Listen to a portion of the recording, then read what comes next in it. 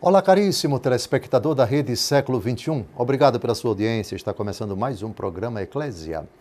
O nosso compromisso semanal, sempre abordando argumentos da mais alta importância para a nossa fé católica apostólica romana.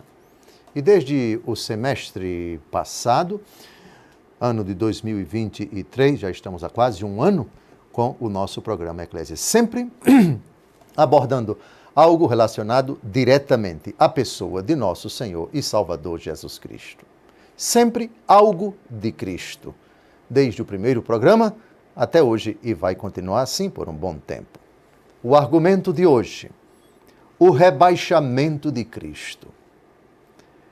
Cristo para nós é Deus. É verdadeiro homem, verdadeiro Deus.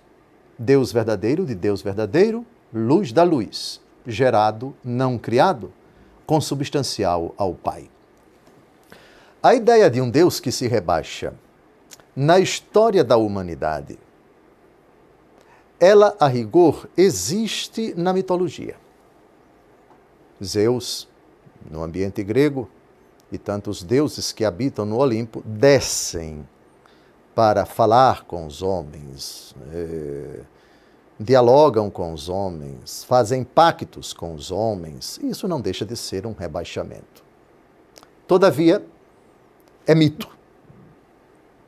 No judaísmo, nós não podemos falar estritamente falando, e eu me refiro ao Antigo Testamento, não no sentido dado pelo Novo Testamento, a um Deus que se rebaixa. O Deus de Abraão, de Isaque e de Jacó, fala com os homens, entra em contato com os homens, faz aliança com os homens, defende os homens, pune os homens, castiga os homens, adverte os homens, mas é o outro, completamente. É o eterno, é o glorioso, é o transcendente Deus. A santidade de Deus é tão resguardada no Antigo Testamento que, até os dias de hoje, os judeus não pronunciam o nome de Deus que está no livro do Êxodo, capítulo 3, versículo 15. E nós, cristãos, falamos esse nome, Javé.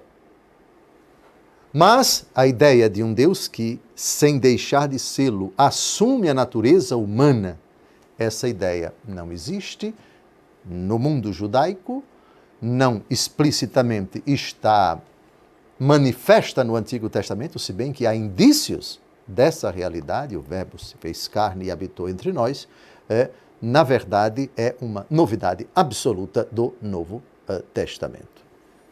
Então vamos à ideia, e essa ideia do Deus que se rebaixa, essa convicção, melhor do que ideia, essa convicção, que na verdade é um dos núcleos da fé cristã. Deus se rebaixa, estritamente isto é, assume a natureza humana e se torna Deus humanado. Isso é típico, é exclusivo do cristianismo. Com a palavra, abrindo o seu evangelho, o quarto evangelho, o evangelista João. João, capítulo 1, versos de 1 a 2 e o versículo 14. No princípio era o Verbo, e o Verbo estava junto de Deus, e o Verbo era Deus. Ele estava no princípio junto de Deus, e o Verbo se fez carne e habitou entre nós. E vimos sua glória, a glória que o Filho único recebe do seu Pai, cheio de graça e de verdade. Então, o Verbo que estava junto de Deus e que era Deus, se faz carne. Aqui está o sentido explícito, estrito, que é próprio apenas do cristianismo.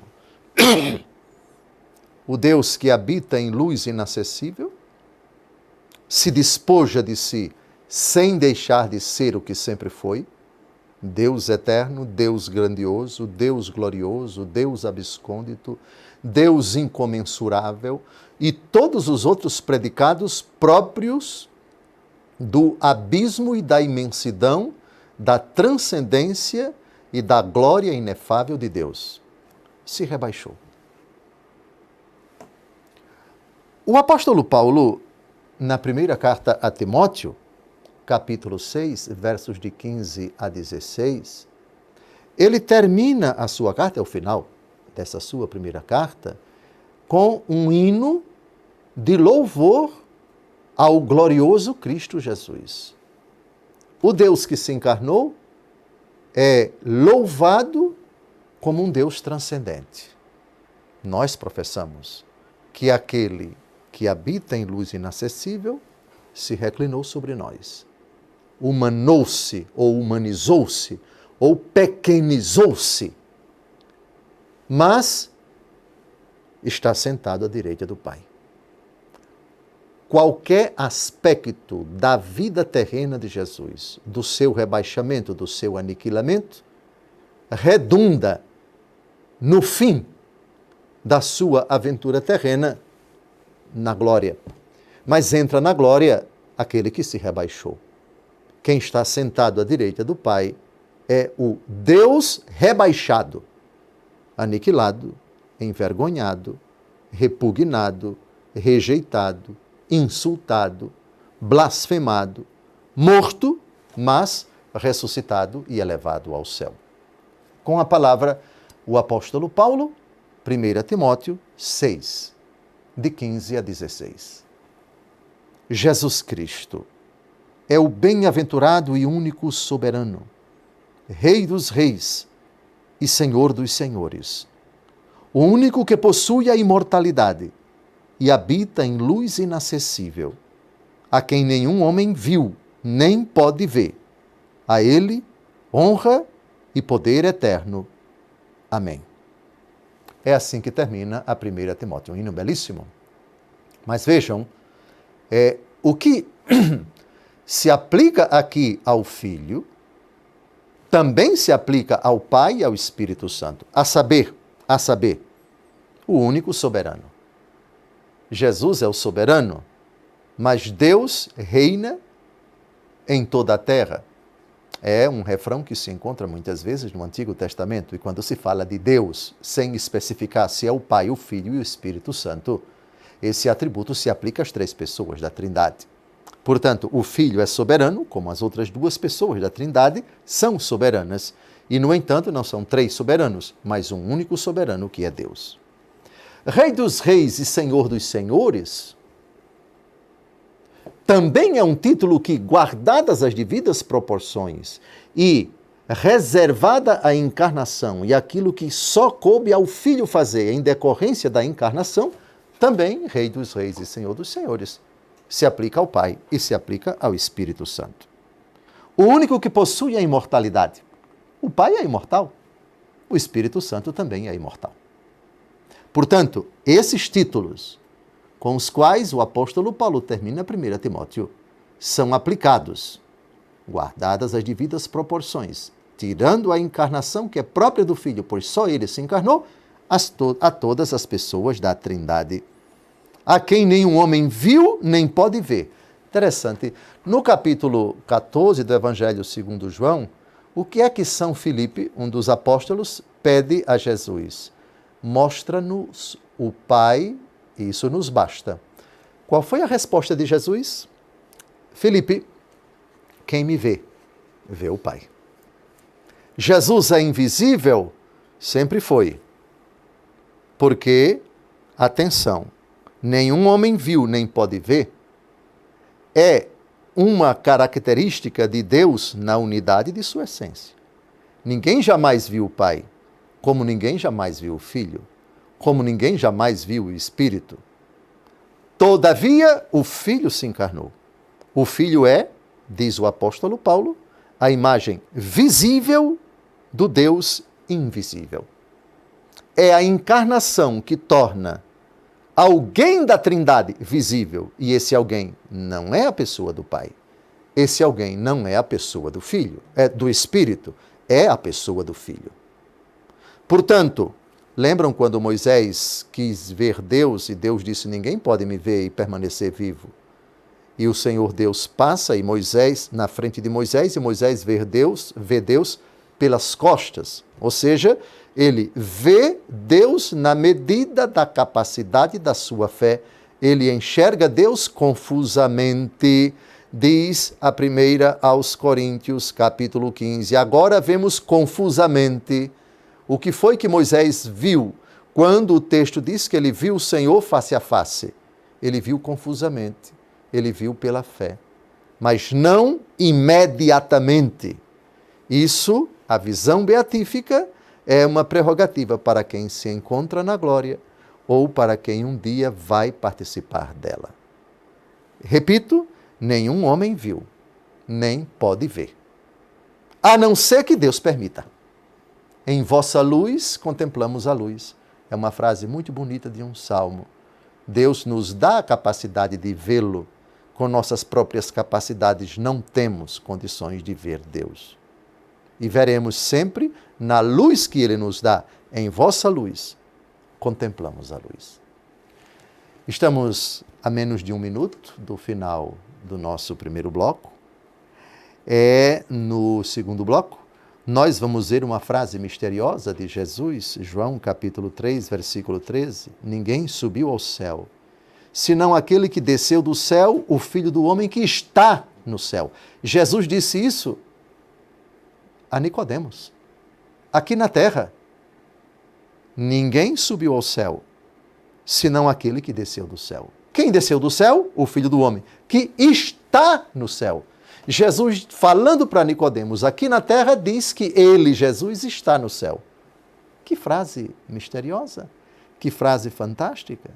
Começaremos o segundo bloco remetendo-nos a ela e vamos à explicação do magnífico Santo Agostinho sobre essa frase impressionante de Jesus. O programa Eclésia, compromisso semanal, hoje, debruçando-se sobre o argumento o rebaixamento de Cristo. Deus rebaixado, uma ideia que é específica do cristianismo, se nós entendemos por rebaixamento, o mistério da encarnação. Deus se rebaixa, não no sentido dado pelas mitologias aos deuses inventados pela cabeça das pessoas nas diferentes civilizações, que se comunica com as pobres criaturas. Não é nesse sentido. O sentido estrito do rebaixamento de Deus no Novo Testamento é o mistério da encarnação, com todas as suas consequências, até a morte de cruz. Eu terminei o primeiro bloco falando de João capítulo 3, versículo 13. Mas antes de analisarmos esse texto e com Santo Agostinho buscar o significado profundo dessas palavras de Jesus, eu gostaria de lembrar a você que todos os nossos programas anteriores estão disponíveis no YouTube da Rede Século XXI. Também no meu YouTube.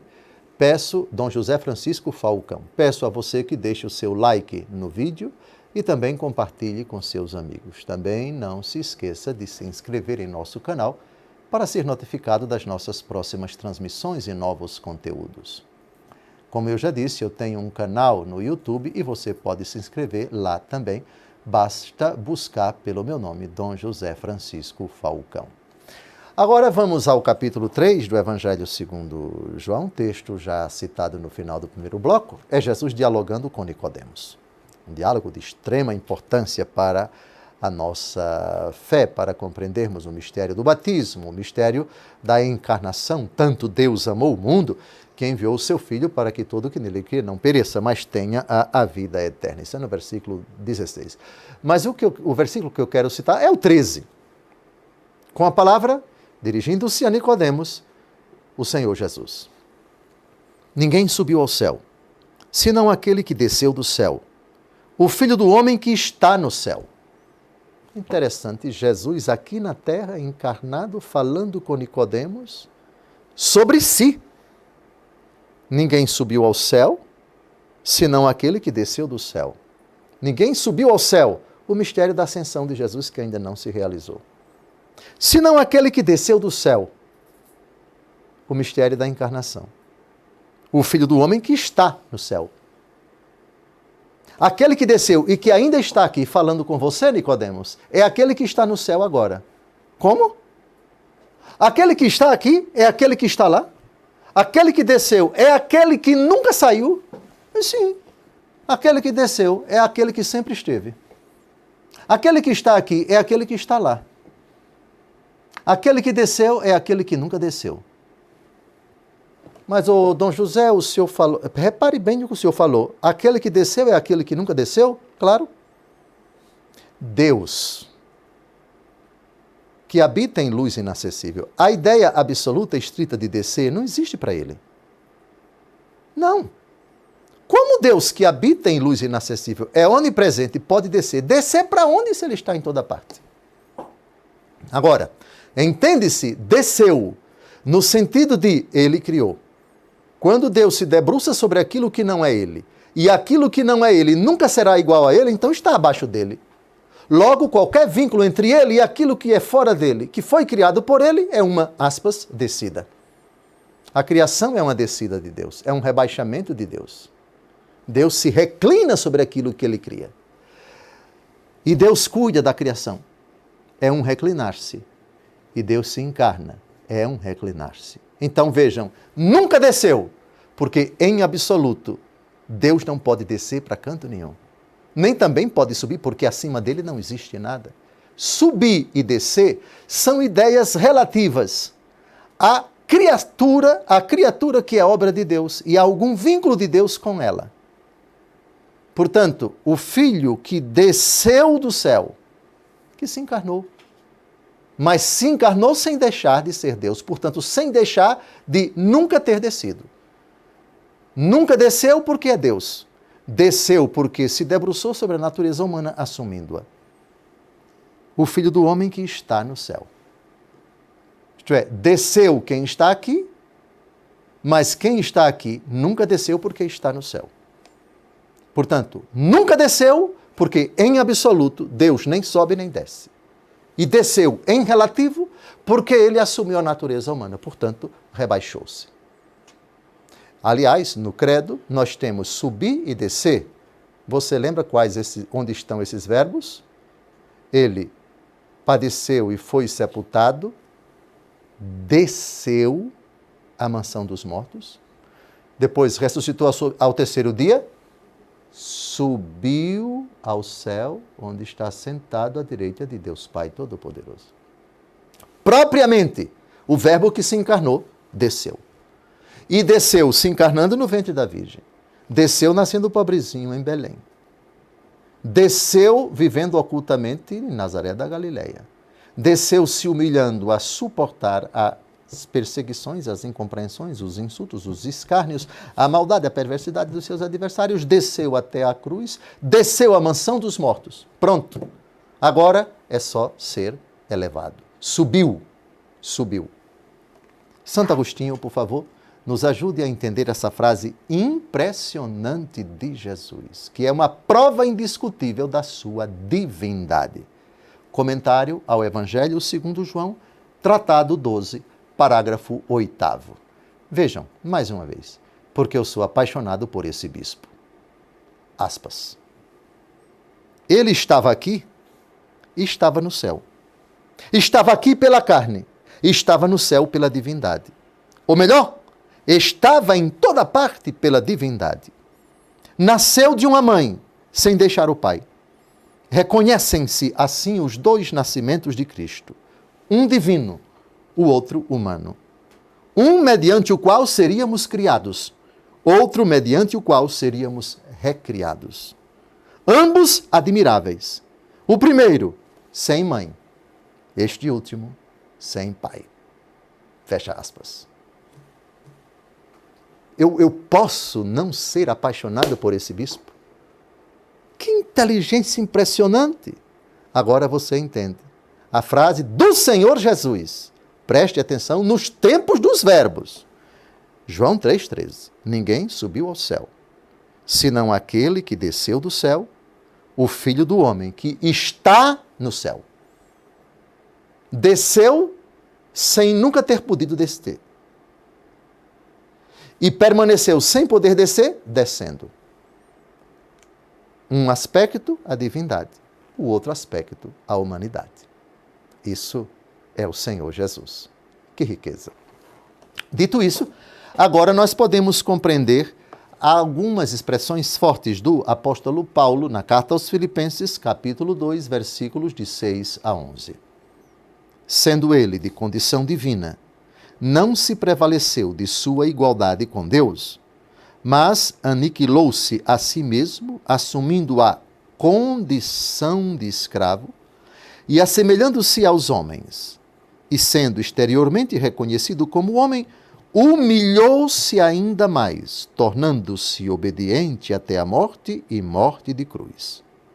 Por isso Deus o exaltou soberanamente e lhe outorgou o nome que está acima de todos os nomes, para que, ao nome de Jesus, se dobre todo o joelho no céu, na terra e nos infernos, e toda língua confesse, para a glória de Deus Pai, que Jesus Cristo é o Senhor.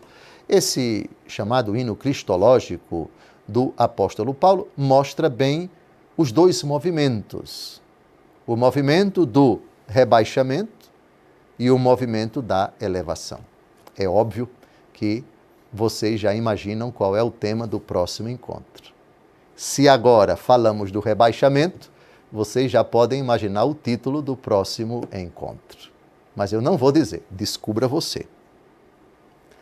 Mas eu quisera, como eu já disse ainda há pouco, que o rebaixamento de Cristo assume vários momentos, a encarnação no ventre de Maria, o nascimento em Belém de Judá, a fuga para o Egito, etc., sua vida oculta em Nazaré da Galileia, tudo o que Cristo, como verdadeiro Deus e verdadeiro homem, faz durante sua vida pública é um rebaixamento que assume o seu ápice na cruz.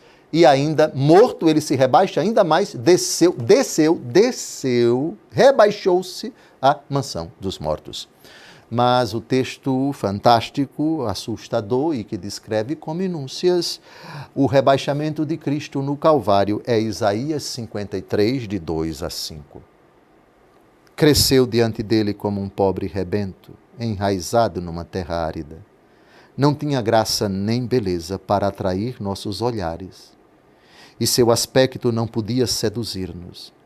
Era desprezado, era a escória da humanidade, homem das dores, experimentado nos sofrimentos, como aqueles diante dos quais se cobre o rosto. Era amaldiçoado e não fazíamos caso dele. Em verdade, ele tomou sobre si nossas enfermidades e carregou os nossos sofrimentos. E nós o reputávamos como um castigado, ferido por Deus e humilhado. Mas ele foi castigado por nossos crimes e esmagado por nossas iniquidades. O castigo que nos salva pesou sobre ele, fomos curados graças às suas chagas. Essa impressionante descrição da paixão de nosso Senhor ilustra bem a que ponto chegou o rebaixamento de Cristo.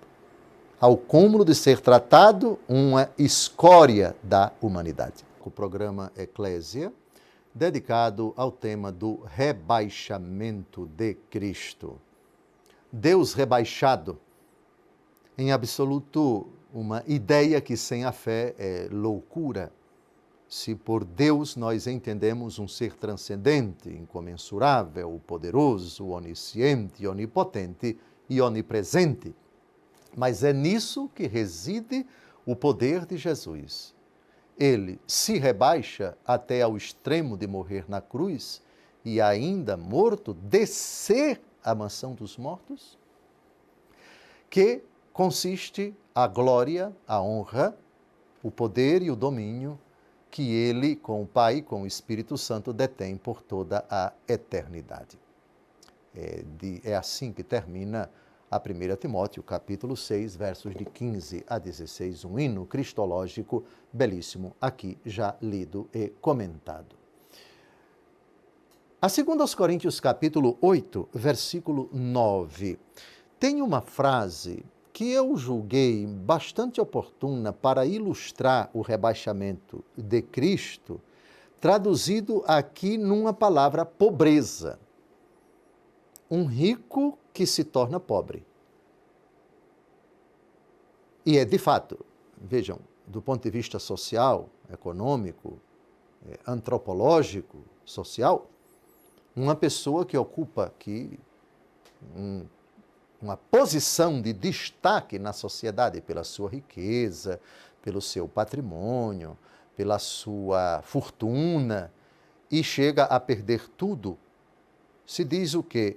Fulano foi rebaixado, foi desqualificado, não faz mais parte da elite, foi rebaixado à condição de pobre. Tinha muito, agora não tem nada. Bem, essa ideia com relação a Deus não pode ser de forma alguma entendida dessa forma. Mas algo parecido a gente precisa considerar para entender o versículo que vai ser lido agora. Com a palavra, o apóstolo Paulo falando do rebaixamento de Cristo em termos de riqueza e de pobreza. Vós conheceis a bondade de nosso Senhor Jesus Cristo, sendo rico, se fez pobre por vós, a fim de vos enriquecer por sua pobreza. Sendo rico. O verbo ser aqui está no gerúndio. O que é o gerúndio?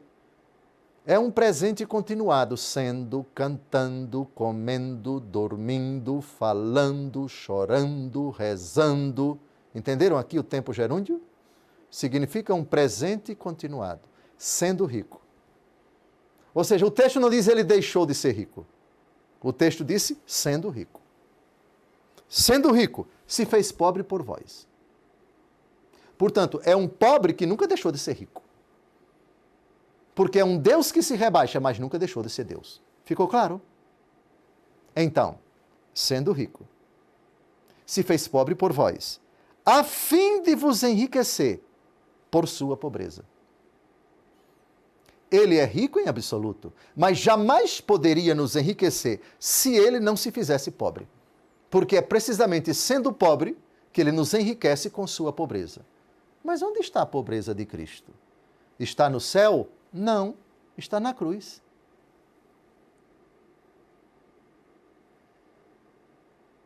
Ele se encarnou, assumiu o sangue, que foi derramado, o preço do meu e do seu resgate. Aqui está a riqueza que ele lhe deu. Mas essa riqueza não poderia ser dada se ele, sendo rico, continuasse rico e nunca se fizesse pobre. Portanto, um Deus que nunca se rebaixou, rebaixou-se. Mas rebaixou-se sem deixar de ser Deus. E ao rebaixar-se e levar ao extremo esse rebaixamento, o extremo de morte e morte de cruz, enriqueceu-nos com sua pobreza, não com sua riqueza.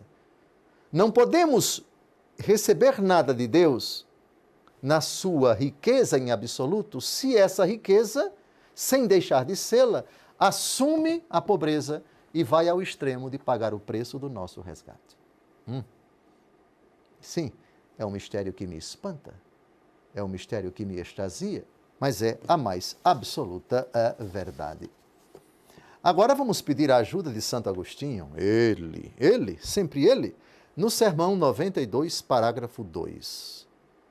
Interpretando esse versículo, por favor, grande doutor da Igreja, enriqueça-nos com a vossa riqueza, já que nós não passamos de pobres diante da vossa cultura tão rica, queremos nos enriquecer com vossa riqueza. Assim, saído de Davi e filho de Davi, Cristo ressuscitou, porque se aniquilou. Como ele se aniquilou? Unindo-se ao que não era, sem se separar do que era. Ele então se aniquilou, se humilhou. Deus que era, ele se mostrou humano. Ele, o Criador do céu, foi desprezado ao viajar pela terra. Ele foi desprezado como ser humano, como um ser humano sem valor quase nenhum. Não apenas ele foi desprezado, ele foi, além disso, levado à morte. Ele era como uma pedra caída e os judeus se chocaram com ela e foram despedaçados. Não foi o que ele mesmo disse em pessoa? Mateus 21, 44, aquele que tropeçar nesta pedra, far-se-á em pedaços, e aquele sobre quem ela cair será esmagado. Essa pedra começou ficando por terra, e eles tropeçaram nela e se despedaçaram. Em seguida, ela cairá do alto do céu e eles serão esmagados. Fecha aspas. A ideia de um Deus que se aniquila, de um Deus que se rebaixa, caminha também com a ideia do Deus que esmaga, do Deus que espedaça, despedaça, do Deus que estraçalha. Mas, por favor, não tenha uma visão precipitada, equivocada de Deus que despedaça, como se ele se vingasse no sentido humano, no sentido esdrúxulo, do tipo, já que vocês não quiseram me aceitar, vocês vão ver quando eu vier em glória, porque eu vou despedaçar vocês, etc. Não. Para nós compreendermos isso, evoquemos o Salmo 117. A pedra que os pedreiros rejeitaram tornou-se a pedra angular. Isso é obra do Senhor? Que maravilhas ele fez aos nossos olhos? Pois bem, o Salmo 117 diz essa realidade. Jesus é a pedra que se tornou a pedra do ângulo, a pedra fundamental de todo o edifício, do edifício que é a salvação que Deus operou em Cristo e que é atuada por meio da igreja. A mensagem da salvação. Ele é o núcleo, a pedra fundamental. No momento em que os judeus rejeitam, no momento em que qualquer pessoa que, tendo conhecimento da pessoa de Jesus, da sua origem, da sua missão, obstinadamente diz não a ele, ora, ele está tropeçando. A palavra escândalo, em grego, escandalon, significa pedra de tropeço. Jesus não veio para tropeçar ninguém. Jesus não veio para dar topada em ninguém. A topada é a iniciativa de quem está nas trevas. Quem não crê já está condenado, porque se recusou a crer no Filho do Homem, diz Jesus a Nicodemos, no capítulo 3 do Evangelho segundo João. Ora, essa pedra que foi rejeitada, ela virá como a pedra fundamental diante da qual todo joelho se dobrará. É o mesmo Jesus que diz, aquele que tropeçar nesta pedra, ou seja, voluntariamente, conscientemente, rejeitando, fechando o seu coração, refratando essa mensagem, essa luz que ilumina todo o homem, que veio para salvar o homem, aquele que tropeçar nesta pedra, far-se-á em pedaços. Não é a pedra que vai despedaçar a pessoa, que vai pulverizar a pessoa. É a própria pessoa quem, tropeçando na pedra com a dureza do seu coração, se despedaçará. E, finalmente, palavras de Jesus, e aquele sobre quem ela cair será esmagado. Como é que a pedra que é Jesus vai cair sobre alguém? Como juiz dos vivos e dos mortos, aquele diante do qual todo joelho se dobrará, toda língua professará. Ele que vai exigir contas rigorosas dos nossos atos, portanto, também daqueles que disseram não a ele e se obstinaram na sua rebeldia, na sua desobediência, na impenitência do seu coração. A frase de Jesus, eu vou repetir, e com ela nós terminamos esse terceiro bloco. Aquele que tropeçar nesta pedra, far-se-á em pedaços. E aquele sobre quem ela cair, será esmagado. Mateus 21, 44. Vejam, qual é a conclusão a que chegamos? Ele se rebaixou. Mas ninguém brinque com esse rebaixamento, com essa humilhação para salvar a todos, para abrir as portas da eternidade para todos. Quem se obstinar diante daquele que se rebaixou, vai ser despedaçado. A pedra vai pulverizá-lo e ele será esmagado. Que esmagamento é esse? Apartai-vos de mim, malditos, para o fogo do inferno. Está terminando o terceiro bloco. Eu quero agradecer a todos os sócios da Associação do Senhor Jesus que estão acompanhando esse programa. Peço a você que seja generoso com a Associação do Senhor Jesus, cuja obra mais importante é a construção da Igreja das Mãos Ensanguentadas. Se você não é sócio, queira se inscrever, o seu dinheiro é importante para a construção desta obra de Deus. Pela quarta vez, quarto bloco, abordando o tema do rebaixamento de Cristo. Nós vamos agora responder as perguntas. Antes, se não me engano, no último bloco eu recordava uma das frases de Nosso Senhor Jesus Cristo a Nicodemos, no capítulo 3 de São João. Essa frase contém o motivo absoluto, eu diria único, que justifica o rebaixamento de Jesus. As palavras são do próprio Jesus. Ninguém melhor do que o próprio Deus que se rebaixou para explicar por que se rebaixou. João, capítulo 3, versículo 16. Com efeito, de tal modo Deus amou o mundo, que ele deu seu Filho único, para que todo que nele crê não pereça, mas tenha a vida eterna. Pois Deus não enviou o Filho ao mundo para condená-lo, mas para que o mundo seja salvo por ele. Para que o mundo seja salvo por ele. Mais claro do que isso, impossível. Então, sabemos, pelo próprio Jesus, por que ele se rebaixou. Vamos então às perguntas. Caio, o nosso aspas. Carrasco, apresente-nos agora as perguntas que chegaram. Primeira pergunta, aparece agora no teleprompter. Sem este rebaixamento de Cristo, haveria outra forma de redimir a humanidade? A pergunta foi objeto de discussões entre teólogos, sobretudo durante a Idade Média. Isto é, se Adão não tivesse pecado, Jesus se encarnaria? Bem, eu respondo com uma opinião.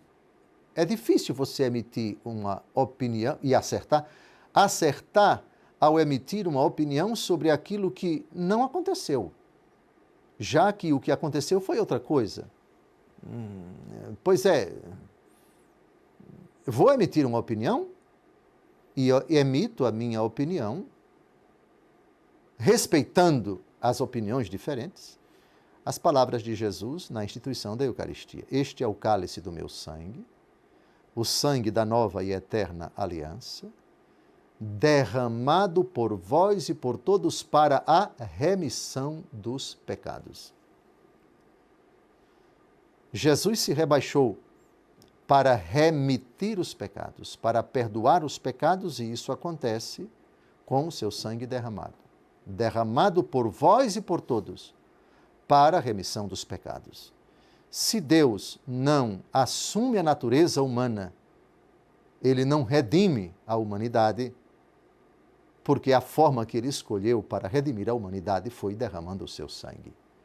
E ele não derramaria o seu sangue se ele não tivesse se rebaixado. E o rebaixamento é concretamente o mistério da encarnação. O preço do nosso resgate é o sangue de Cristo. A minha opinião é Deus e sempre tem N formas de realizar aquilo que ele quer. Ocorre que, na prática, o que acabou acontecendo, a forma que ele escolheu para redimir a humanidade foi se rebaixar, assumindo a natureza humana. Respeito quem discorda de mim. Vamos à próxima pergunta. Podemos dizer que Cristo se abaixa a nós na confissão para resgatar-nos do nosso pecado? Sim, sem dúvida alguma. Porque enquanto Deus, é Ele quem diz, em Apocalipse 3, versículo 20, eis que estou à porta e bato, isso não deixa de ser um rebaixamento, você bater à porta da casa de alguém para pedir ajuda, para implorar que você o acolha. Se alguém abrir, entrarei e cearemos juntos, eu com ele e ele comigo. Cada vez que Deus se debruça sobre a natureza humana, ele se rebaixa. Eis que estou à porta e bato. Na parábola do filho pródigo, nós temos o pai à porta de casa, quando ele diz o texto, Lucas capítulo 15, parábola do filho pródigo, o filho estava ainda longe. quando o pai correu até ele. O pai não ficou esperando o filho à porta. O pai mal viu o filho, correu ao encontro do filho. Isso é um rebaixamento. Jesus, insultado pelo ladrão, que na versão de São Lucas, insultava com o outro colega a Jesus. Até que, tocado, ele disse: lembra-te de mim quando estiveres no teu reino. Jesus imediatamente se rebaixa, como que esquece, não leva em conta os insultos que acabou de receber. E, aspas aqui, a expressão da minha terra, se derrete todo diante do pecador arrependido. Isso não deixa de ser um rebaixamento. Você me insultou tanto, você cometeu tantos pecados, mas agora está sinceramente arrependido. Estendeu a mão. Como o apóstolo Pedro: Senhor, salva-me. Jesus inclina a mão, estende imediatamente a mão. Censura São Pedro, é verdade, homem de pouca fé, porque você duvidou. Sim, o perdão de Deus é um excelso rebaixamento. A misericórdia de Deus é a palavra misericórdia vem de miséria, coração, e da miséria, coração, em latim. Dare, miseri, dare. É dar o mais íntimo do seu ser, as entranhas do seu coração, comovido diante da miséria do pecador que somente diz: pequei contra vós. Foi só contra vós que eu pequei, pratiquei o que é mal aos vossos olhos. Ó Senhor, tem misericórdia.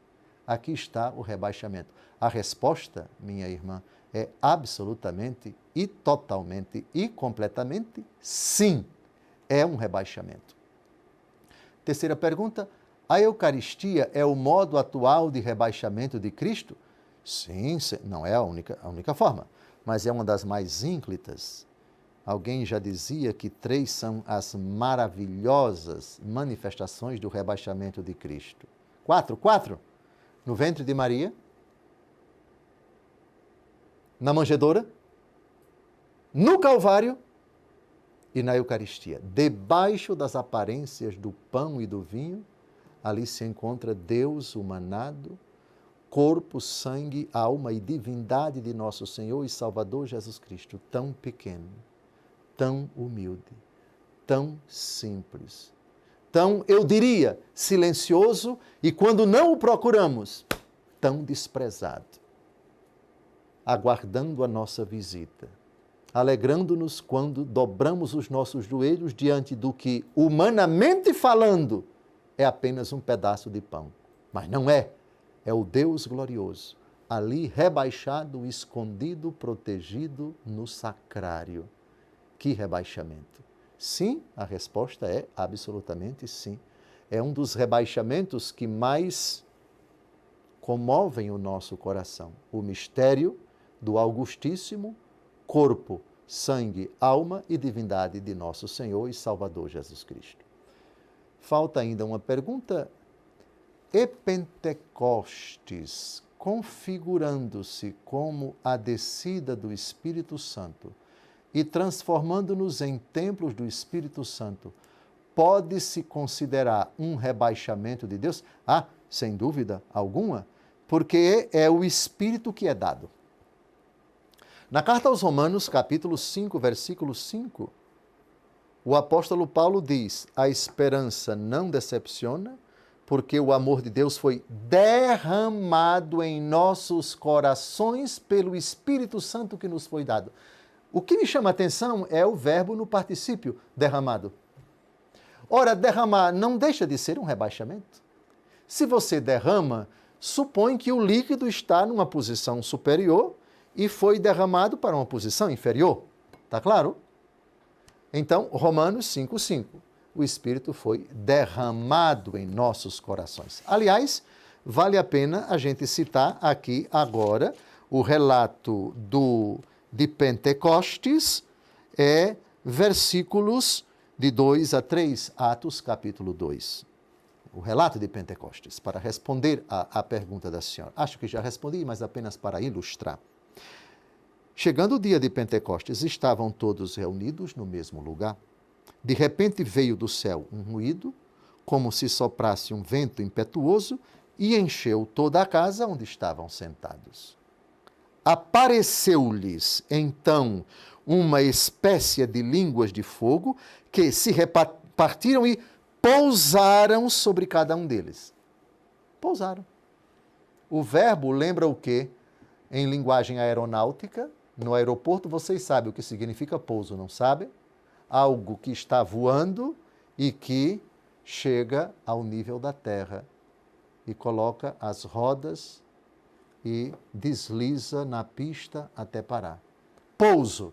Supõe o avião está numa posição superior e desce para uma posição inferior. O espírito pousa. Atenção, aliás, línguas de fogo que se repartiram e pousaram sobre cada um deles. É um pouso. O Espírito Santo pousa. Aquele que habita em luz inacessível, se reclina, se doa, sob forma de línguas de fogo, para a Santa Igreja. Você tem alguma dúvida sobre a vida de Cristo? Será um prazer responder a sua pergunta. Sugira um tema ou envie sua pergunta para o nosso programa. Você pode enviar no meu Instagram, que é @DomJosé_Falcão_Oficial, ou no WhatsApp da Rede Século XXI. Eu estou aqui aguardando a sua mensagem. Terminou mais um programa. Olho para você com carinho, agradeço a você a sua audiência, multiplique, divulgue, encaminhe o link desse programa. Até o próximo encontro, se Deus quiser. Se esse foi o rebaixamento de Cristo, o próximo programa é exatamente o contrário. Até lá!